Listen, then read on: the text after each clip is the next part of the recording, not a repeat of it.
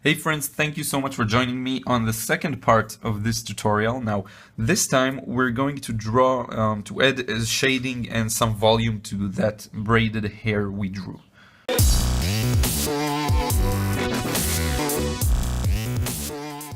Alright, so on the previous video we were done with all the major sort of draft guidelines that show us where the braids are, where everything goes. Now, on this part, we'll actually begin drawing the hairs, the individual hairs that are braided. So the way to approach this, if we'll look, for example, on this part, is to, in the beginning, for me at least, you tend to pull a lot of individual strands that I want to look good, and I try to get them to conform to the same flow, the same direction. And then when I sort of have that, I can begin shading where appropriate. So on the areas here where the hair sort of is pulled inwards, we're gonna see a little a darker tone of the hairs. And also on the bottom parts, sometimes because the braids create this bulginess, and we have light that is unable to reach one of the sides, so we will see this sometimes happening. And this is the part where I really need to slow down, because I tend to work really quickly when I'm filming. It's something that I'm trying to rid myself of. Because the outcome is always better when I take my time. And some of you may even notice that the drawings in my videos aren't always as good as the final drawings that I work on in my, let's say, private time and not while on tape. So this is something I'm working on. I'm definitely trying to improve that. But you can begin seeing how this works by adding these individual strands of hair.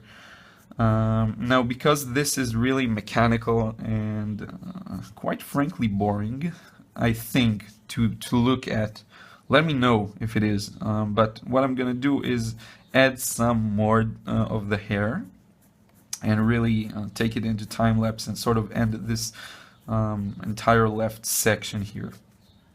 I will mention that right now we're getting the midtones and the shadows in, but if you want to work with highlights and add the brighter spots later on, it's really simple, and I'll show you how, using the eraser to just sort of dab away the pencil and brighten some of the parts that you want to be brighter.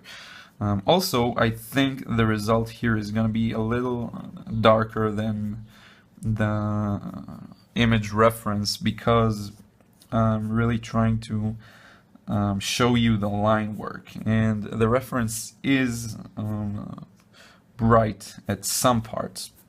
Now you see, here is where I really have a hard time, because what happens is that I need to work against the natural movement of my wrist. So here, this curve uses my natural movement, as you can see. But this part here, man, I really need to sort of break it into many individual lines to get it in. So if I wasn't filming, I'd just rotate the paper, but I don't want to do that while filming. That's me blowing my nose. If you forgot, I'm kind of sick. So yeah.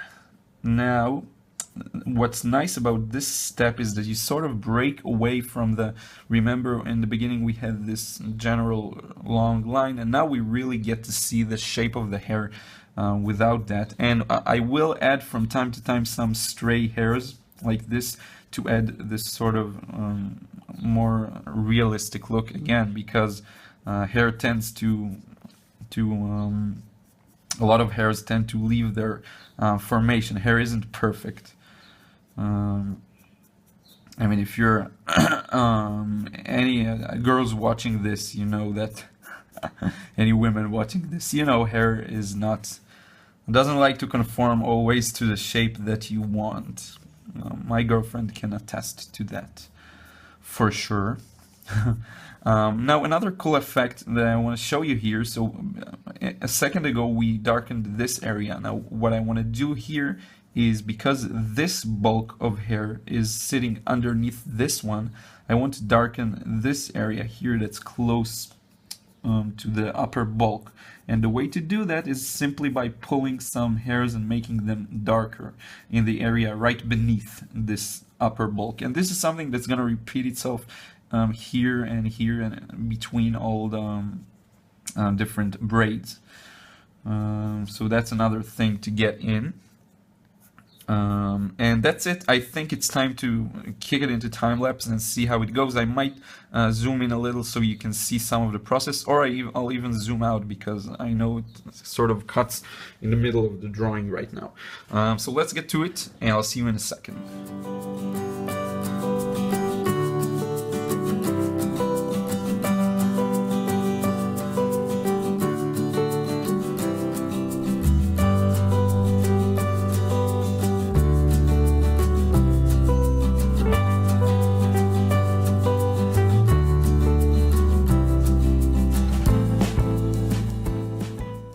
Okay, friends, what I want to show you now, I've gone through the entire drawing and added these lines, the individual strands of hair.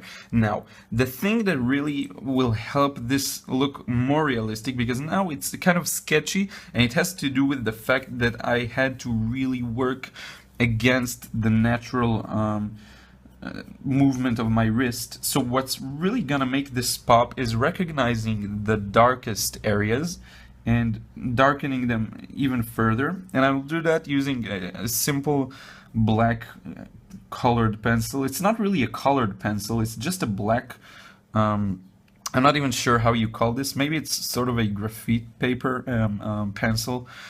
I'm not sure, but you can do that with a black colored pencil, or with simply a darker pencil, one of the softer ones.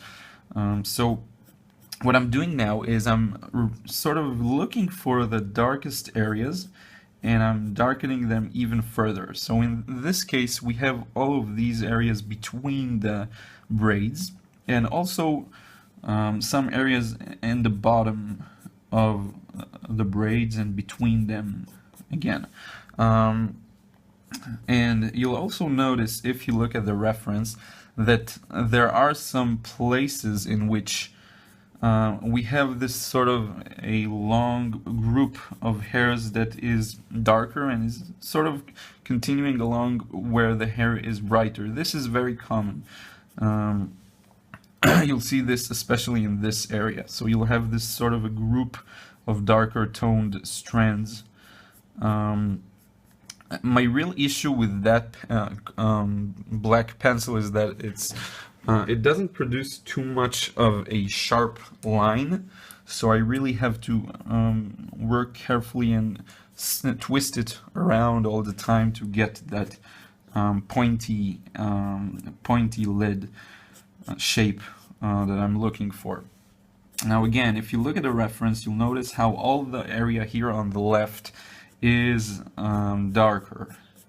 And this is exactly what I'm doing now. I'm darkening it, as well as darkening these areas between the braids. And you can already see how this makes the sort of mid-tones pop even more. This is something that's, it takes time and careful observation of the object you're drawing. And just like if I take another, even more extreme example, if you're doing some portrait drawing, you really need to work carefully and really keep the accuracy of the tones. This is similar in this part. It's simply something that's a little easier to draw because hair is a little more straightforward than let's say an entire face with the nose and the eyes and everything. It's a little simpler, but still requires good control over the tones and the shadows and everything. So I'm continuing, making my way all through this these braids, and the darkest areas are going to be here, somewhere between the right and left part, and all the bottom here, because the model and the reference, her hair is sort of becoming darker the lower it goes, something which is common. Something which is common in hair. Now, once again, sadly, I'll kick it into time-lapse, and you'll see what I'm doing. Basically doing the exact same thing, looking for darker areas, darkening them using the natural direction of the hair, and afterwards we'll, if necessary, we'll go over this with an eraser and try to create highlights.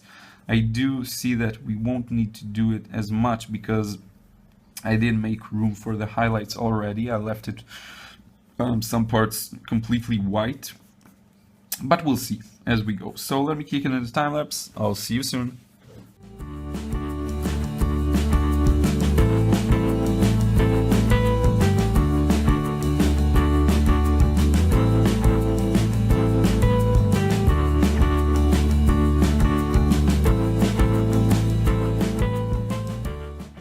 Okay, friends, there we have it. A full braided hair, sort of realistic, sort of. Some will say this sucks, quite frankly. Hopefully, I'm pleased with it. I think it turned out very nice. There's no need for too much highlights. I will sort of go here on the upper area and lighten things up with my kneaded eraser. But that's mostly it. Thank you for watching. Hopefully you've learned how to draw the braided hair from this video. And do check out my website, I'll add a link.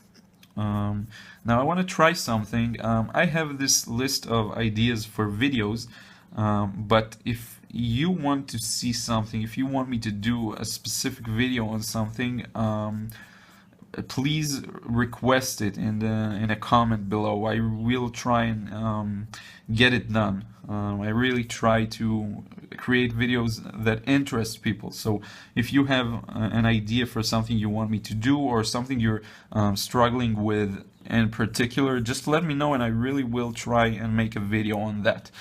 So with that being said, thank you so much for watching, and I'll see you soon.